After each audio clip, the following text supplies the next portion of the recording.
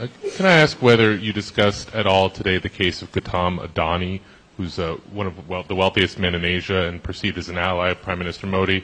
Prime Minister Modi, have you asked the President to take action on that case? ऐसे व्यक्तिगत मामलों के लिए दो देश के मुखिया न मिलते हैं, न बैठते हैं, न बात करते हैं।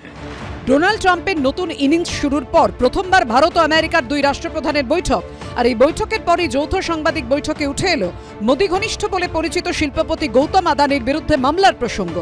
মার্কিন মুলুকে ভারতীয় ধনকুবের গৌতম আদানি সংস্থার বিরুদ্ধে ওঠে ঘুষ দেওয়ার বিস্ফোরক অভিযোগ, জানিয়ে কিছুদিন আগে উত্তাল হয় জাতীয় রাজনীতি। গৌতম আদানির বিরুদ্ধে আমেরিকায় গ্রেফতারি পরোয়ানা পর্যন্ত জারি হয়। সংবাদ সংস্থা সূত্রে দাবি, সৌর প্রকল্পের জন্য ভারতের সরকারি আধিকারিকদের 2237 কোটি টাকা ঘুষ দেওয়ার অভিযোগ উঠেছে গৌতম আদানি ও তার ভাইপো সহ 8 জনের বিরুদ্ধে। 2020 সাল থেকে 2024 সালের মধ্যে এই ঘুষ দেওয়া হয়েছিল বলে অভিযোগ। মার্কিন গোয়েন্দা সংস্থা FBI, জাস্টিস ডিপার্টমেন্ট এবং সিকিউরিটিজ অ্যান্ড এক্সচেঞ্জ কমিশন, মার্কিন প্রশাসনের এই তিনটি সংস্থার যৌথ তদন্তে বরাত পেতে ঘুষ দেওয়ার চাঞ্চল্যকর অভিযোগ ওঠে আদানি গোষ্ঠীর বিরুদ্ধে। এই নিয়ে বারবার সংসদ ও সংসদের বাইরে বিরোধীদের নিশানায় পড়তে হয়েছে নরেন্দ্র মোদীকে। আর এবার আমেরিকার মাটিতে আদানি প্রসঙ্গে সরাসরি প্রশ্নের মুখে পড়তে হলো নরেন্দ্র মোদীকে। Have you asked the President to take action on that case? Thank you. पहली बात है, भारत एक लोकतांत्रिक देश है और हमारे संस्कार, हमारी संस्कृति वसुधैव कुटुंबकम की है। हम पूरे विश्व को अपना एक परिवार मानते हैं। हर भारतीय को मैं अपना मानता हूं। दूसरी बात है, ऐसे व्यक्तिगत मामलों के लिए दो देश के मुखिया न मिलते हैं, न बैठते हैं, न बात करते हैं। আদানি প্রসঙ্গে নরেন্দ্র মোদীর এই বক্তব্য সামনে আসার পরই তাকে আক্রমণ করতে শুরু করেছে বিরোধীরা।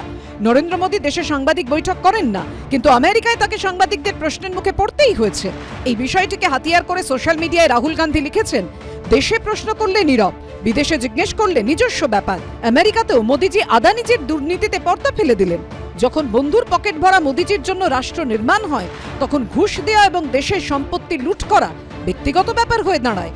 আমেরিকার মাটিতে আদানি নিয়ে প্রশ্নের সময় নরেন্দ্র মোদীর শরীরী ভাষা নিয়ে আক্রমণ শানিয়েছে তৃণমূল।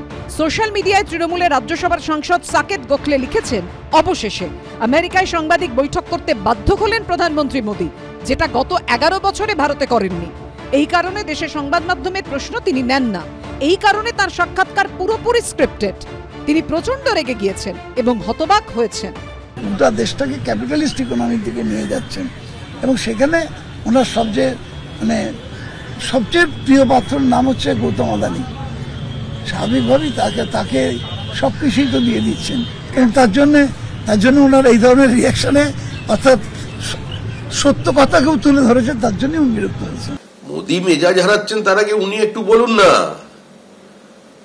যে পর্দার আড়ালে কিভাবে তারা জমি অধিগ্রহণ করছেন আদানির জন্য। যে ডিপোর্ট হবার কথা ছিল তাজপুরে, সেটা থেকে সরে এসে মন্দারমণিতে আবার জমি অধিগ্রহণ কেন? ওখান থেকে পর্দাটা তুলুন। মোদীর আমেরিকা সফরের ঠিক মুখে আমেরিকার ঘুষ তদন্ত আইন কার্যকর করা স্থগিত করে দিয়েছে ট্রাম্প প্রশাসন, যার জেরে ঘুষ বিতর্কে মার্কিন মুলুকে আপাতত স্বস্তি পেয়েছে আদানি গোষ্ঠী। কৃষ্ণেন্দু অধিকারী ও শিবাশিস মৌলিকের রিপোর্ট, এবিপি আনন্দ।